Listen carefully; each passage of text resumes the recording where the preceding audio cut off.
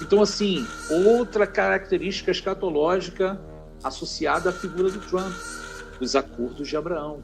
E por mais que tenha sido genro, né, ali os louros ali pertencem ao presidente, né, e à administração dele. Então, A sua vez de despertar. Você que acompanha esse canal está cansado de tanta censura. O que realmente está por trás do que as pessoas chamam de teoria da conspiração. No link do primeiro comentário fixado aqui embaixo tem um e-book que abrirá sua mente e revelará a verdade sobre quem realmente comanda o mundo. Clique agora no link que está no primeiro comentário fixado e saiba mais. Mas falava-se muito já no começo do ano, nos anos passados, que o Trump ia voltar, e isso era um indicativo do final dos tempos. Nos podcasts aqui sempre falou sobre isso, e realmente o Trump voltou. Independente das críticas que acontecem muito ao Trump, o Trump retornou. E o que o senhor tem a falar sobre isso? O senhor acredita que isso realmente é um indicativo sobre o fim dos tempos? Pois é. Realmente, a indagação, a gente que está aqui nos Estados Unidos, a gente viu bem de perto aqui essa quentura da panela, né? Vamos Sim. dizer assim. Porque, assim, a grande especulação se o Trump volta ou não, havia uma certa certeza por parte do partido de até então o presidente Biden, né, que são os democratas, tinham praticamente certeza de que isso não ia acontecer. E, para surpresa de todos, aconteceu. E aconteceu por quê? Porque realmente os Estados Unidos já não estavam mais aguentando o governo do outro partido. E realmente, a figura do Trump, ele é essa figura escatológica, não tem mais como desassociar. É por isso que os podcasts e todos que vão estar comentando e fazendo vídeos incluíam o Trump nisso. Por quê?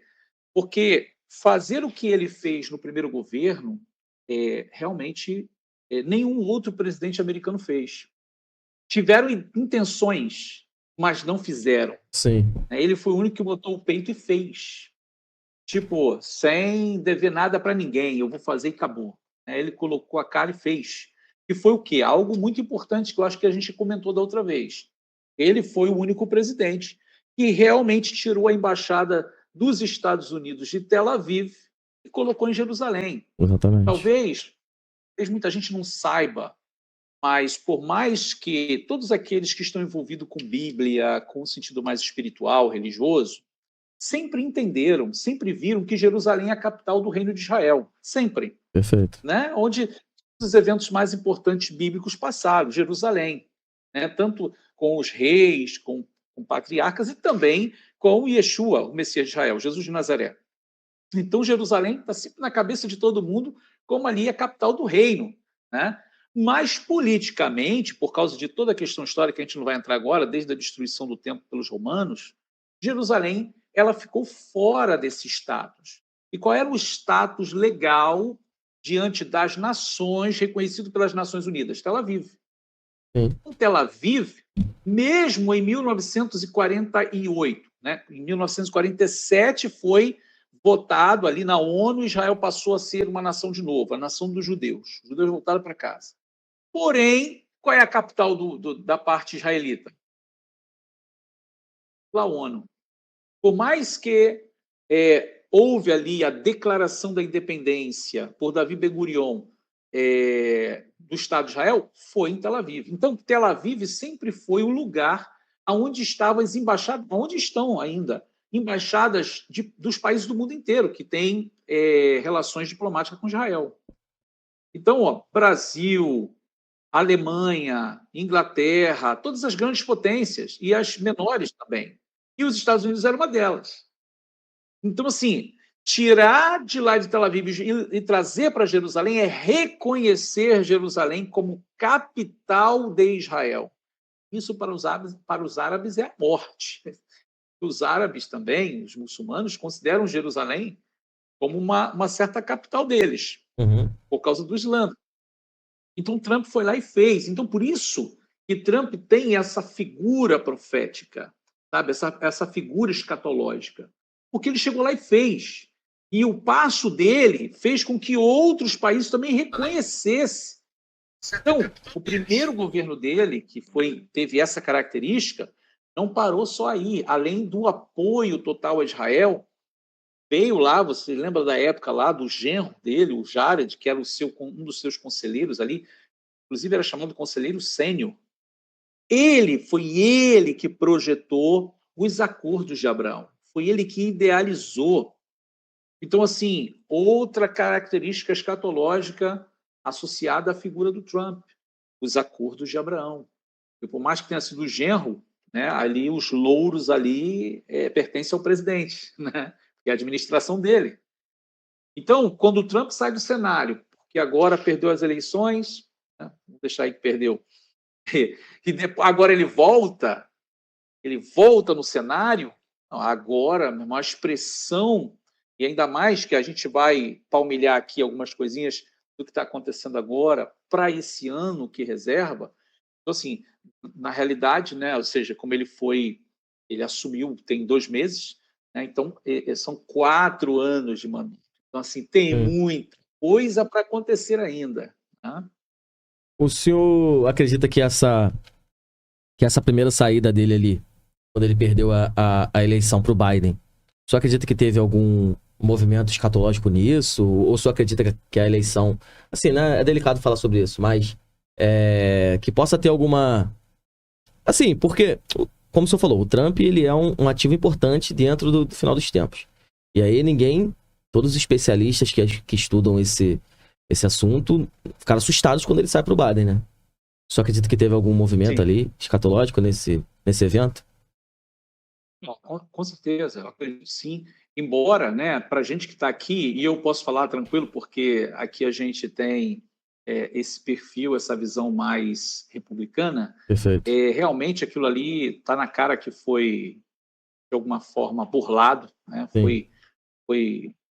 Sabe, teve a mão do homem ali para tentar tirar, né, porque ele tinha uma popularidade muito grande aqui, embora tinha oposição, mas tinha. Mas a gente olhando agora para o lado mais espiritual, sim, eu acredito que, de alguma forma, o Eterno Deus permitiu essa saída dele para que... olha, eu não estou aqui supervalorizando a pessoa, né? Não. Porque a gente sabe que o ser humano ele é falho, Perfeito. ele é imperfeito e tem os seus erros também. Eu não estou aqui supervalorizando a figura dele como se ele fosse um Mashiach, né? O Messias, não. Eu estou querendo dizer que ele, como peça principal nesse tabuleiro espiritual, é claro que pelo menos eu me alegro em saber que as coisas estão caminhando para o fim. Por mais que ainda venha muita coisa ruim por aí, mas eu me alegro que as coisas estão caminhando para o fim. Sim. Porque isso me mostra que a chuva está chegando. Né? Então, assim, se a figura dele é essa figura aí no final para viabilizar, né, que seja ele ou que seja qualquer outro, que seja o anti-Machia, o anticristo, então eu quero que a coisa aconteça logo mesmo. Então, assim, a saída dele, né, nesse primeiro momento, e aí nós ficamos 4 anos, né, com esse governo que passou agora, que trouxe muita coisa ruim para o país. E isso provocou o quê? Isso provocou as pessoas a desejar a volta dele. E aqui o desejo foi ardente. Eu não sei como, às vezes, no Brasil não chega bem, em outros lugares a mídia não fala bem, entende? Ou seja, a coisa não chega como é aqui. Às vezes é só... Tá indo bem o vídeo ou tá agarrando? Não, tá top. Pode ir, pessoal. Então, assim, às vezes não chega como é aqui, mas aqui a coisa estava insuportável. Acho que vocês chegaram a ver alguma coisa aí sobre imigração, sobre a questão política aqui. E com isso, essa saída dele fez com que o povo desejasse ele de volta. E agora conseguiu voltar mesmo, mas com popularidade. Não é só uma questão aqui de votos de delegados, não. A população americana, na sua maioria, quis ele de volta. Então, assim, ter maioria no Senado, ter maioria na Câmara, né, dos Representantes, até mesmo no Supremo, isso tudo favorece as decisões dele. Então, se ele é essa peça nesse xadrez aí espiritual, então agora ele está com muito mais força para viabilizar as coisas que vão acontecer. Né? Ele tem muito mais força para isso acontecer, o que antes, de repente, ele não tinha muito. Né? Então, assim, prestígio está em alta, por mais que aí estão fazendo críticas, mas o prestígio está em alta, e isso tudo favorece essa movimentação agora em relação às nações, em relação a esse quadro espiritual. Entende? Ô, Rabino, deixa eu fazer uma pergunta. Como que a população nos Estados Unidos, ela lida com isso, sabendo que o Trump é um pretende ter muita força, muito poder, que ele move ali o tabuleiro mundial e inclusive também as questões espirituais, porque a gente aqui do Brasil fica muito distante, né? Tipo, só vê noticiário. Então, assim, aqui o Brasil tem o seu papel, mas não é tão significativo igual os Estados Unidos, nem a figura do Trump. Ainda mais em uma pessoa que consegue, enfim, tá envolvida em várias situações, envolvendo Israel, envolvendo a igreja, sinais da volta de Cristo. Como é que a população reage com esses movimentos dele? A igreja em si, o cristão nos Estados Unidos? Então, aí vamos lá de novo, né? Aqui está uma espécie de um fervor. Por que um fervor? Porque o Trump ele defende a bandeira evangélica, cristã, né? E, ao mesmo tempo, ele vai defender o judaísmo, porque a filha dele se converteu ao judaísmo para poder, né, estar casada ali com o Jared, que é judeu de origem. Então, a filha dele é judia. E ele tem uma longa história com o povo judeu de Nova York, desde a época do pai dele, enfim. Então, nessa entrada dele agora, a igreja aqui ela está assim, vibrante. Eu digo a igreja, né, todo o cristianismo aqui nos Estados Unidos. Por que vibrante?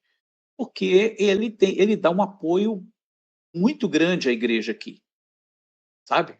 É um apoio mesmo à igreja, aos valores, porque a igreja defende os valores, a boa moral, os princípios, né? E o povo judeu é essa questão histórica que ele tem, né, de história de família, né, por causa do apoio e da convivência que ele sempre teve com o pai e com os judeus de Nova York, principalmente, as questões de negócio, e essa questão também com a relação dele com o Estado de Israel, né, tendo essa ponte aí como o próprio genro. Então, aqui nos Estados Unidos agora, antissemitismo está no olho do furacão, tipo, se há qualquer ato de antissemitismo aqui, o governo vai em cima. Qualquer coisa anticristã aqui, o governo vai em cima. Por quê? Porque o favor agora do presidente, do governo, é uma posição mais de defesa aos valores. E isso está muito arraigado na história dos Estados Unidos, dos valores judaicos cristãos, entendeu? Então, aqui sim, a coisa está bem. E é claro, né? É claro que quando a gente parte para a questão mais espiritual, são muitos pastores, muitas pessoas trazendo mensagens escatológicas, mostrando o momento que os Estados Unidos vai estar vivendo agora, espiritualmente, que o mundo está entrando, né? Questões sobre a volta do Senhor. Então, assim, existe essa atmosfera aqui agora nesse momento.